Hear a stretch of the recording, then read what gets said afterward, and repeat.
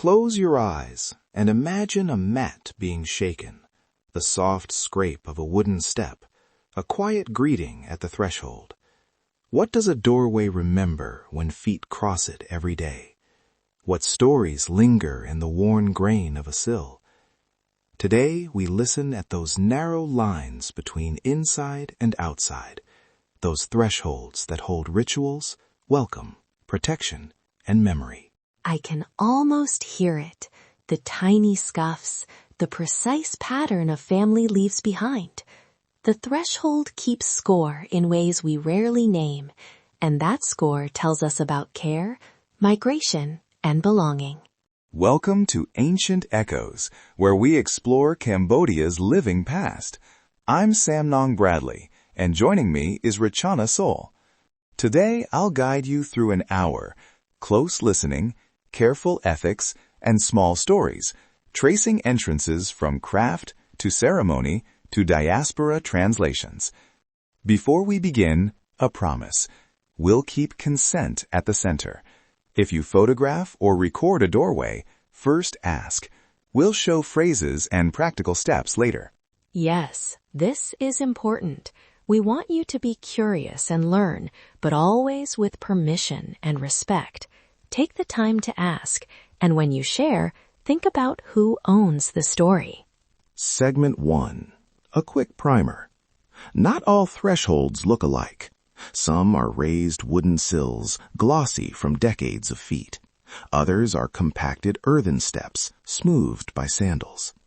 You'll find lintel offerings, small threads or garlands tied above a doorway, and simple mats, woven reed, rubber from old tires, bright plastic strips, a hand-loomed cloth rolled just so. Knowing names helps you listen. Sill, lintel, threshold, porch, gantry, because the vocabulary points to the work these edges do. The markers are subtle. Tool marks where a carpenter replaned a sill, a line of nails indicating a past repair, or a faint shadow where a garland once hung. The layers matter. Each repair, each added mat is a line in a household's history. Segment 2. Daily Choreography. Picture a morning. Children tiptoe across the threshold, elders sweep the sill and clap a puff of smoke to chase insects away, shoes left outside in a neat row. Doors regulate privacy and invitation. A partially closed panel says, "Come later." A wide-open gate says, "We are celebrating." Thresholds are choreography. Shoes removed, hands washed, greetings exchanged, small movements that make home possible. I remember arriving at my grandmother's house and learning the precise way to set a mat so it faced the door. It felt like learning a small grammar of welcome. And yes, there are unspoken rules. Don't walk over the mat carrying leftovers meant for offerings, for instance. That can cause a hush, a correction, a story later. Those corrections are important. They're part of how households teach respect. A doorway can be both intimate and public. It receives guests, marks departures, and sometimes, more quietly, hides grief. A repaired threshold may bear the heavy footfalls of ancestors who once left and returned, or the scuff marks of a child who grew into a parent. Segment 3. Craft, Repair, and Makers. Imagine a carpenter at his bench, the smell of planed wood, the rhythm of a rasp over a sill. Makers keep thresholds functioning, and their marks, joinery notches, simple iron brackets, a carefully chamfered edge, reveal technique, exchange, and local economy. A quick portrait, a neighborhood repairer who doubles as an oral historian. People call him not just for nails, but for stories. He remembers which house once sheltered a wedding rite, which threshold was raised after a flood. Payment might be a small fee, a rice offering, or a favor traded. The pattern shows us how craft is social as much as technical. When you look at a nailed repair, ask, was this fix done in haste after a storm, or slowly over seasons of incremental mending. Those rhythms tell us about resources, access to makers, and household priorities. And a practical note, never try to replicate a maker's sacred repair without asking.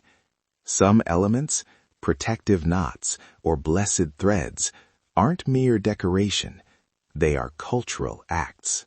Segment 4. Rituals at the line. Doorways are both thresholds and thresholds.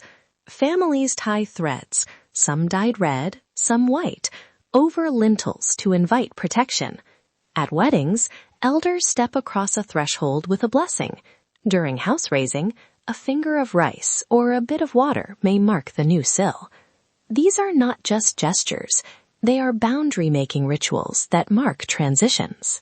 We must be clear. Do not touch, remove, or reposition offerings or threads. If you are curious about a tied thread or a small bowl of offerings, ask the household. Never assume it is decorative. If you wish to support the tradition, consider commissioning a maker or offering a gift rather than taking objects. And when recording or photographing, use these modeled consent phrases. In Khmer, Som anunyat oi knyum thot ru bantit bante. In English, may I photograph your doorway briefly with your permission and credit you? Repeat the phrase, confirm how the photo will be used, and agree on credit and any redaction of location data. Segment 5. Diaspora translations. When families move, they often bring a tiny threshold ritual with them, a small mat laid by the apartment door, a garland salvaged and rehung, or even a post cut from a family house and placed near the entry. These recreate the line between inside and outside and anchor belonging at a distance. I spoke with a family in a city apartment who kept a worn travel mat by their door. The youngest child would drop her backpack there and exhale. It's the moment she felt home again. That tiny practice does a lot of cultural work. It restores ritual rhythm, teaches children home manners, and holds a family's origin story in a new place. Now, practical ethics and the invitation. We invite listeners to post one modest, permissioned photo of a threshold, only with the owner's explicit consent, and only after removing or anonymizing location metadata. Submit photos through our curatorial channel so we can anonymize and, where needed, get confirmation from owners before anything goes public. Please do not share addresses or specific coordinates. A few hard rules. Never photograph during sensitive ceremonies unless explicitly invited. Never touch offerings or remove threads. Do not publish precise locations or identifying details. And when you post, include the consent phrase and a short note about the owner's permission. If you see a maker's hallmark or a repair that seems sacred, ask a local cultural steward before replicating it. If you're unsure, err on the side of privacy. Think of the threshold as a living boundary. It's part household, part family archive, part community memory. Our mitigations also include offering modeled Khmer English consent language in the show notes and routing all submissions through curators so we can remove location data and confirm permissions. Before we close, a quick listening exercise. Stand or sit at your own doorway for a single minute. Notice the smallest sound, the creak, a child calling, a bird landing on the sill.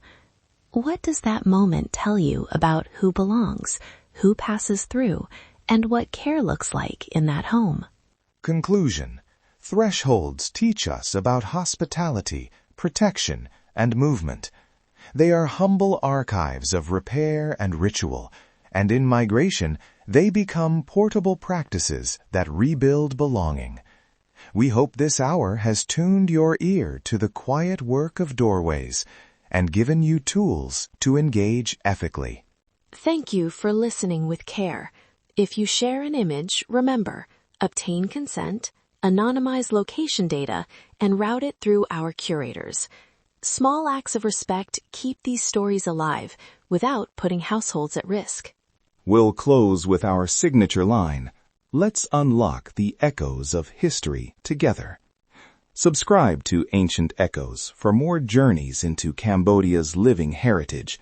And if you'd like visual explorations, check Samnang's YouTube for curated reels of permissioned thresholds. Until next time, listen closely. Those edges are often where the real stories live.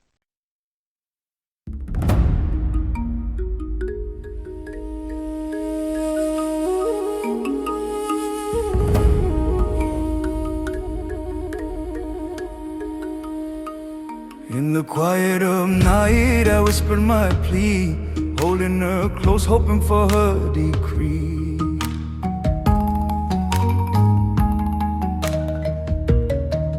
I called upon spirits, asked them to guide,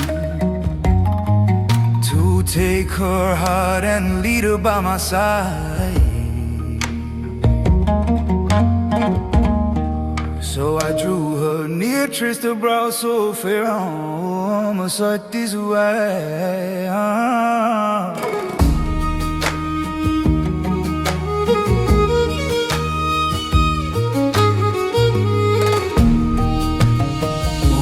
Sacred power, Swahili, mighty spirit awakened. By the master's right, let her heart be gently taken. Let her follow me now by vow and by sign. I hear these words, oh teacher, witness this plea. Oh, my sacred power, Swahili.